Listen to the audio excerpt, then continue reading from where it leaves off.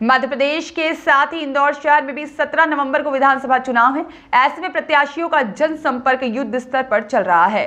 जहां Indore press club में इन दिनों आमने सामने कार्यक्रम आयोजित किए जा रहे हैं, जिसमें भाजपा और कांग्रेस दोनों ही प्रमुख दलों के विधानसभा प्रत्याशियों को आमने सामने होकर के सवाल जवाब किए जा रहे हैं।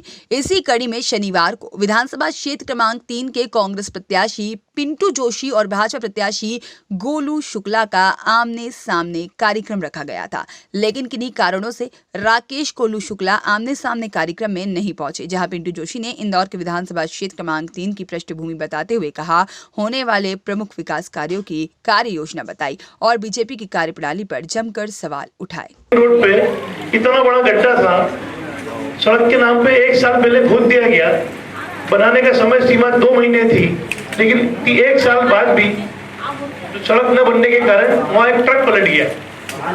अब इतना भारी वाहन जहाँ पलट सकता है, वहाँ के क्षेत्र के बड़े बुजुर्गों की स्थिति क्या हो। दूसरी बात, ड्रेनेज की लाइनें हमारे यहाँ 50-60 साल पुराना इंदौर है, पुरानी बसावट है, तंग गलियां हैं, छोटे मकान है, लेकिन लोग भी दिल बड़े बड़े लोग स्वाभिमान से हमारे रहते हैं और 3-3, 4-4, 5-5, 6-6 पीढ़ी से वो रहवासी क्षेत्र क्रमांक 3 के बाशिंदे हैं।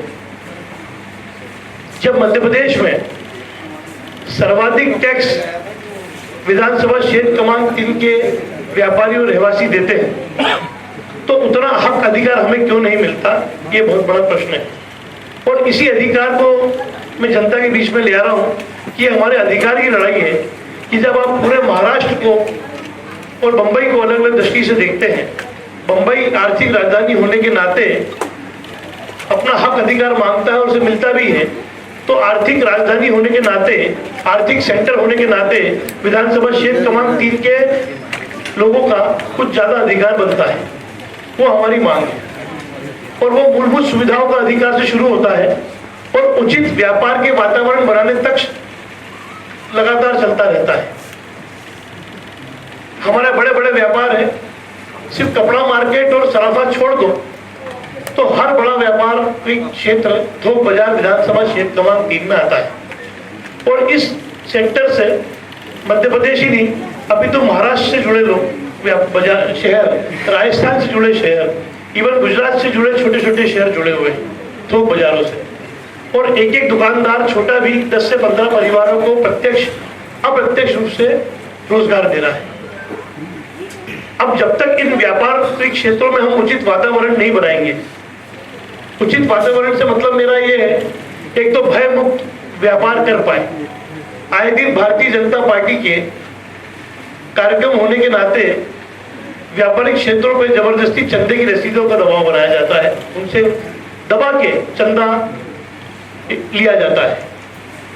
व्यापारियों का पैसा उनके परिश्रम, उनके पुरुषार्थ का है, इस पे किसी भी राजनीतिक पार्टी का अधिकार नहीं है। अगर अधिकार है तो उस व्यापारी का है। और इंदौर के लोग वैसे भी इतने अच्छे दानदाता और कर्म प्रधान लोग हैं कि जब कोविड का समय आया तो यहाँ के व्यापारियों ने बिना बोले अपनी घर की तिजोरियां खोल दी। यहाँ के व्यापारियों ने अपनी जान की परवाह न करते हुए भी बाहर से आ रहे प्रवासियों का बाईपास पे खड़े होकर दिल खोल के सेवा करी। जब हमारे इंदौर में कल्चर है, हमारे इंदौर की संस्कृति है कि कठिन समय में यहाँ के व्यापारी अपनी ओर से आर्थिक सहयोग बढ़ चढ़कर करते हैं, तो वो वैसे ही हमारे लिए पूजनीय है। तो उनसे चंदाखोरी क्यों, टैक्स क्यों?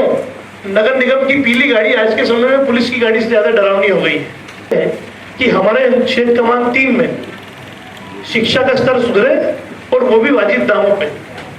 हमें चाहते हैं कि ट्रैफिक को लेकर कोई ना कोई नई योजना बनाई जाए, स्मार्ट ट्रैफिक मैनेजमेंट विधानसभा क्षेत्र क्रमांक 3 में लागू हुआ जाए।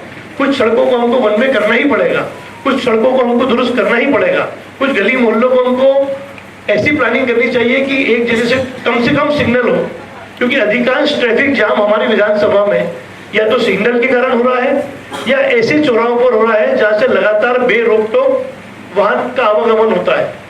पुलिस वालों का एक ही काम है, सड़क के कोने में खड़े होकर आम जनता का चालान काटना। उनका काम दरअसल और प्राथमिकता ये है कि उनको ट्रैफिक पे ध्यान देना चाहिए, लेकिन आप किसी भी समय शाम के समय चले जाइए और आपको अगर पुलिस के जवान वहां पर ट्रैफिक संभालते हुए दिखे तो आप गौर करिएगा, अधिकांश जगह पे वो नदारद मिलेंगे और कोने पे बैठे मिलेंगे। मैं चाहता हूं अपनी पूरी बात को इस विषय में कहना चाहूंगा कि 20 साल बाद हमारा 3 नंबर और इंदौर कैसा दिखेगा, 30 साल बाद हमारा शहर कैसे दिखेगा। कहीं चेन्नई जैसी हालत नहीं हो जाएगी हमारे शहर की, जब ग्राउंड वाटर बिल्कुल खत्म हो जाए। कहीं ऐसी बात तो नहीं हो जाए कि कल को कोई बड़ी दमकल आग लग जाए, जैसे कलकत्ता में बड़ा बाजार में लगी थी और हम मौके पे वहां गाड़ियां ही नहीं भिजवा पाए। कहीं ऐसी हालत ना हो जाए कि जैसे पटेल नगर, स्नेह नगर में जो शिवरात्रि के समय जो मार्मिक और अत्यंत हृदय विदारक दुर्घटना हुई थी, जो हवन हो रहा था, आप सबको मालूम है 36 से ज्यादा बावड़ी कांड जो हुआ था, और ऐसी चीजों की पुनरावृत्ति ना हो हमारे क्षेत्र में। मेरा ये मानना है कि वर्ग छोटा हो या बड़ा हो, बच्चे हमारे वोटर हो या ना हो, यहाँ के व्यापारी हमारे वोटर हो या ना हो, हमारी जिम्मेदारी हर उस व्यक्ति के प्रति है जो क्षेत्र क्रमांक 3 से प्रत्यक्ष या अप्रत्यक्ष रूप से जुड़ा है। जो आपके पहले के विधायक है वो तो बड़ा दावा करते कि हजारों करोड़ों के काम हुए आपने, शायद उसमें कोई इनाम भी रखा है, सच्चाई क्या है? देखिए, यहाँ पहले तो हमने बाजार में तो बोला था कि हम दूरबीन ढूंढ रहे हैं जो उनके विकास को ढूंढ पाए, बता पाएगी, लेकिन आज कुछ तथ्य आपके बीच में लेकर आया हूँ। वो कहते हैं कि हमने 2000 करोड़ रुपए का विकास करा। अब 2000 करोड़ में कितने जीरो आते तो मुझे भी नहीं मालूम, इतनी बड़ी रकम है, लेकिन इतना मालूम है कि जिस विधानसभा में 2000 करोड़ का काम हो जाए, उस विधानसभा की चमक, रौनक और दशा दिशा अलग ही हो जाती है। सिर्फ नारियल बजारे गए। उदाहरण के तौर पे सीएम राइस के नाम के महाराजा शिवाजी राव जी, मलार आश्रम और अहिल्या आश्रम, 3 जगहों पे 200 करोड़ से ज्यादा का सरकार ने बजट तय करा है वहां लगाकर सीएम राइस बिल्डिंग बनाने का।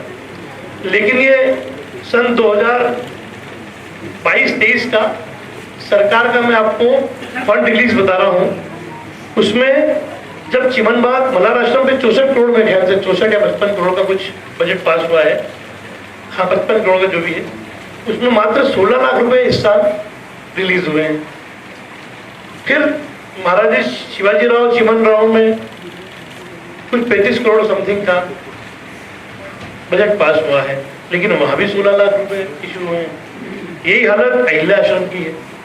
तो 54-55 करोड़ के काम तो आप बता रहे हो, और सन 2022-23 के आर्थिक वर्ष में आप 16-16 लाख रुपए दे रहे हो, तो मेरे ख्याल से उस जगह की बाउंड्री वॉल भी इतने पैसे में नहीं बनेगी।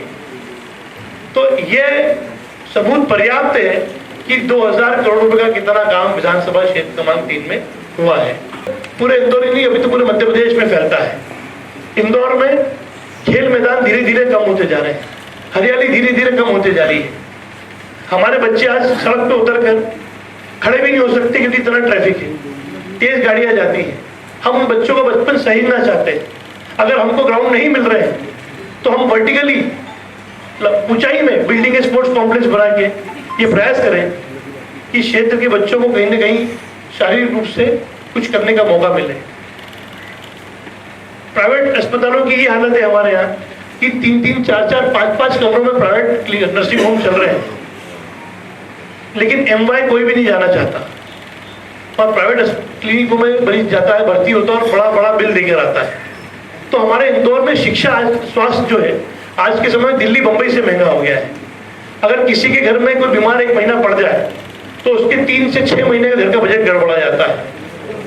शिक्षा की बात है, इंदौर में शिक्षा का जो स्तर है वो शिक्षा की जो फीस है उसके अनुपात में बहुत बड़ा गैप है। 1.5-2 लाख रुपए फीस स्कूलों की वसूली जा रही है, 1 से 1.5 लाख कोचिंग क्लासेस की फीस वसूली जा रही है।